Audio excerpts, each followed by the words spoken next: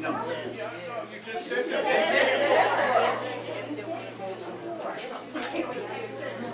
No, that's a different location. That is not here. This is at different places. Those are different programs that have to be funded differently.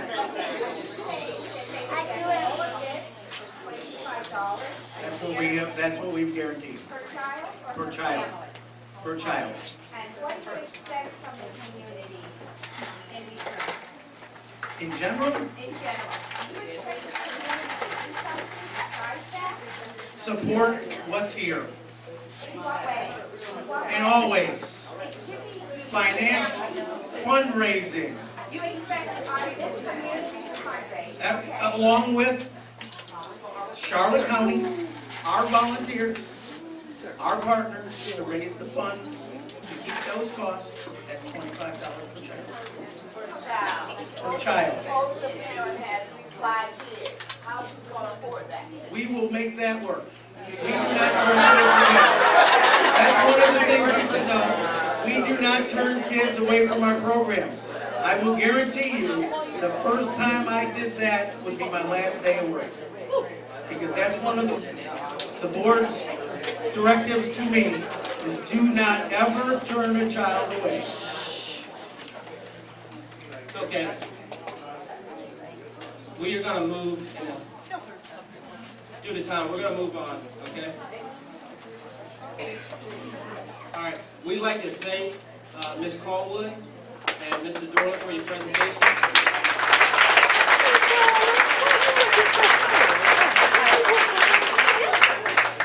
We would gratefully like to thank this community for coming out tonight.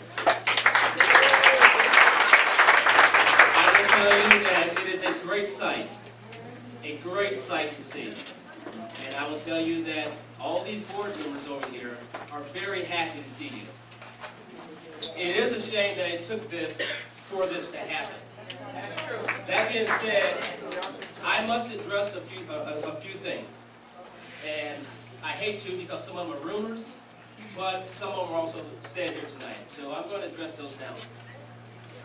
This board, as you see before you today, they volunteer their time. I don't know if you're aware of that.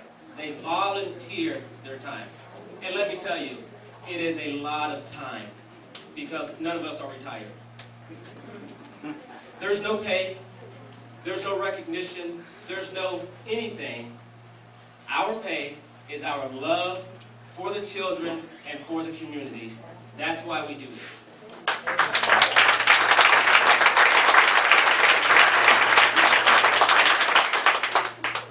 As far as notifying the community that Cooper Street was in financial trouble, the community was notified. There was no secret. The people that are involved with Cooper Street, the board members of Cooper Street, the past board members of Cooper Street were all aware of the financial situation of New Operation Cooper Street. This did not just happen overnight. Okay? So when you ask why weren't you notified, 2 reasons. 1, you weren't listening. 2, you weren't participating. It's the only thing I can think of.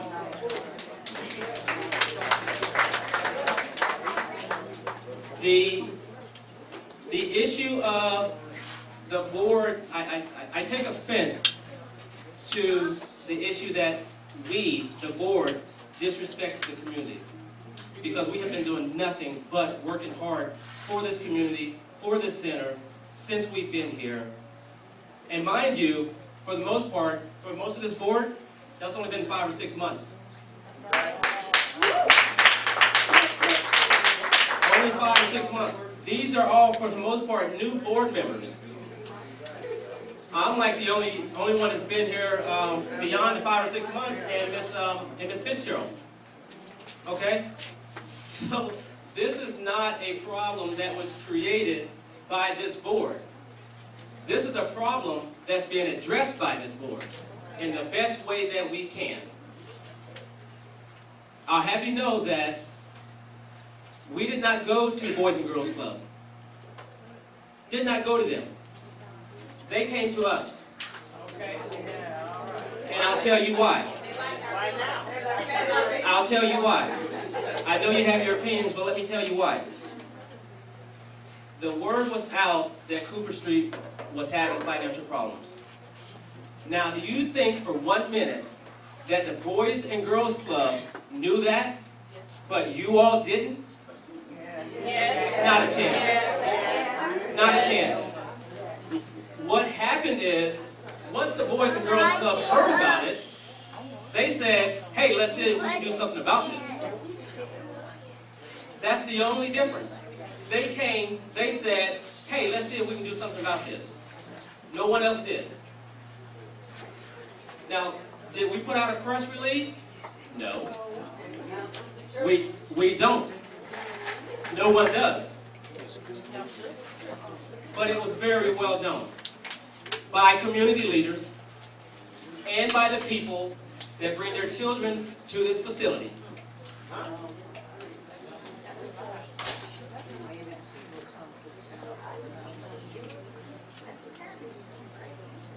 In this day and age, we have submitted for grants and funding. In this day and age, collaboration is a must. It is a must. This center can no longer run on government appropriations, government funding alone. There must be fundraising. There has to be fundraising. And this board cannot do it alone. Can't. Don't have the time. We all have full-time jobs and families and everything else just like you. Okay, so we cannot do that alone. So when we have fundraisers, when we have events here, we need your participation. We need your help. We need you to volunteer. We need you to come and join.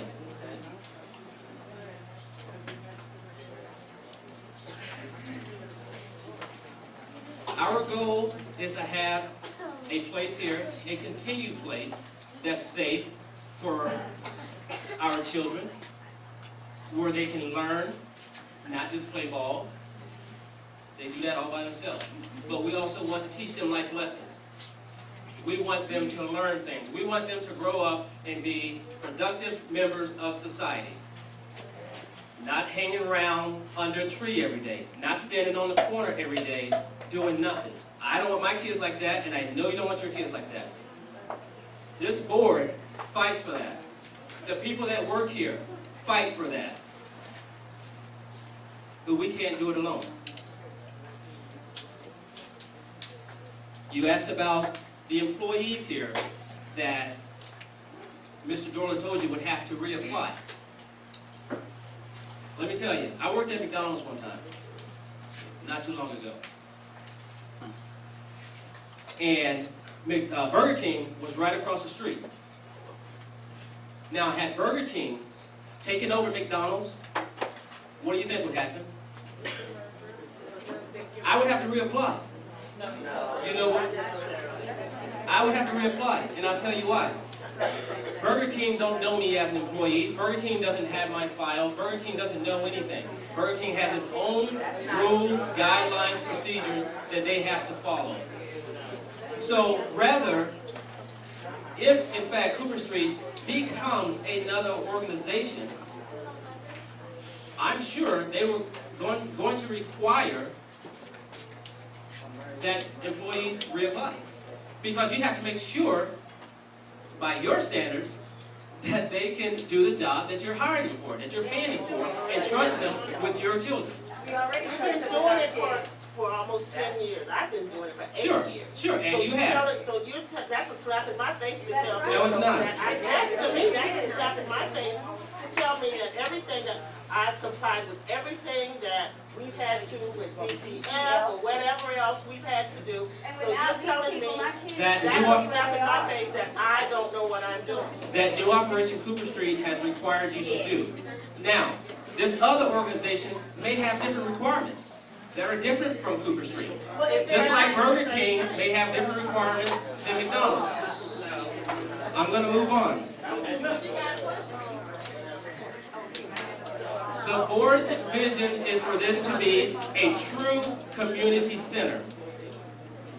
Now, what that means is being more than just a provider of programs to kids. That means being able to provide programs to the elderly, to people that are looking for jobs, to people that need help filing their taxes. A true hub where people in the community, if they need help, the first place they think to go is to Cooper Street so that they can get some direction, they can get some help. And from what I've heard in talking to you all over the past 14, 15 years, it seems like that's what this facility used to be, at least to a point. I don't know if you noticed, it's not truly that now. No. We are in, the whole country, it's not just Cooper Street, the whole country is in financial peril. It has just happened. Now, the fact of the matter is, whether Cooper Street becomes a Boys and Girls Club, YMCA, whatever, or is able to sustain itself, if the funding is not here, those doors will be locked and there will be no program. That is what this board walked into. Welcome to the board. We're about to close. That's what they walked into.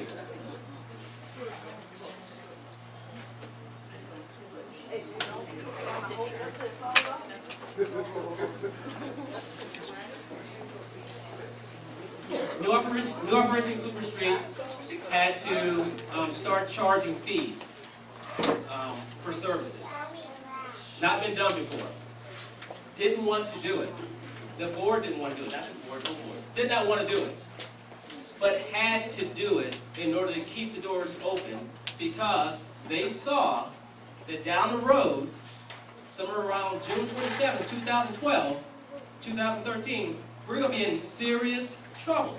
So we need to generate some revenue. Albeit very low cost, very low cost. And what happened? We ended up losing money because people took their children out because they didn't want to pay $50. The days of, here, give me money, give me money, give me money, they're gone. They're gone. It's not Cooper Street's problem, or a fault, but it's a problem that we have to deal with. And we can address it, or we can close our eyes and let the doors close. And guess what happens, by the way, if the doors close? Some organization is going to come in here, like it or not. Okay? So that is what we're dealing with.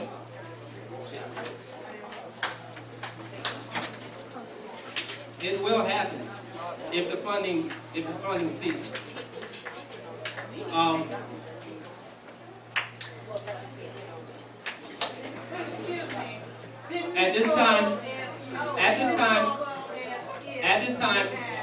At this time, I will take a few questions. If any members of the board, if you need a word or something, just let me know. I will take a few questions from the audience. Yes, ma'am. In the beginning of this meeting, I believe that Ms. Colwell asked for a deed to show that Punta could get this thing together with the help, okay? When you listen to Boys and Girls is coming in here with their contract. Now, I'm slow, but what I keep hearing is that Punta Gorda wants to do what they've been doing all the time, but they need help. That's what they I would definitely agree with that, and we as a board are sitting in that same position. But I will tell you this center will not operate for a year. I'd like to And its ask a current question. status. It will not operate for a year. By September 30th, this center will close. And those employees that we do have will be without a job. Now, if the option is for those employees to lose their job and this center be ran by volunteers, I'd love to see that happen. I think that's a great world. Yes, ma'am. In reference to the employees of Cooper Street now, I think it is a hard slap in the face from the Boys and Girls Club to ask them to reapply. If it wasn't for Mr. Fred Miss Barbara, Miss Kate, Miss Marie, Miss Black. These are people that my children know. And by the Boys and Girls Club saying that, I feel like they're saying they weren't good enough to teach my kids from the beginning. And that's not okay. Yeah. That's not okay. They should not have to fight for their job. Let me address that. Let me address that. I want to apologize for that because that's not what's being said. The Boys and Girls Club is not saying that at all. What the Boys and Girls Club is saying, what the Boys and Girls Club is saying is that in order for them to hire someone, that person must apply regardless of what facility that they are going into. It says nothing about the employees. We love our employees here. We love our employees here, and we're not saying anything about their credentials or anything. Now, we as the board feel confident that those employees will meet the Boys and Girls Club standards. They meet the standards anyway. Okay, my concern, we have an entity that's gonna come in, absorb our board, which is our constituents and our vote, absorb them to the point where they have little or no voice, no say-so as to what's going on, because they have their own board that's gonna dictate, funding and whatnot. When the funding runs out, and they decide, I'm going off of parents not here, who have said that their track record is to move into a facility, and when it doesn't work out, they leave, and their children have been left stranded. So when that happens here, what is the exit strategy? Has the board thought of that? We won't have an identity because it'll be Boys and Girls Club. We won't have a board. So what is the exit strategy at that point? We're just gonna be left high and dry as a community? Referring to the Boys and Girls Club proposal, the board members would become a part of that board. There would also be a community board established of volunteers, parents, community members for new Operation Cooper Street. So as part of that, the board, if let's say their funding ran out, by us being on the board, we would know that, and we prepare for that. We would be doing what we're doing now. Will the Boys and Girls Club be in that? Because given their track history, it seems like that part has failed. They've gone from one facility to the next, and children have been left high and dry. So now they want to come into our facility, which we also take care of children and the community. So then we're going to have an entire community that's left without an identity, a voice, or a culture. We're going to have to start from ground one again. Okay. All right.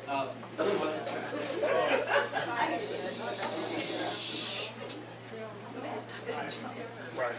I hear you. I have listened, and you say that with all reform, well, I live across the street. I was not informed. Although I have my family that had committed to paying for children to be at the center. I commend the board for the work that you're doing, but I truly don't trust what's being said here. I do think, but you got to say you will be part of the board, I do believe that you will be a role of the front board. I don't let that happen. We had a few meetings after we found out that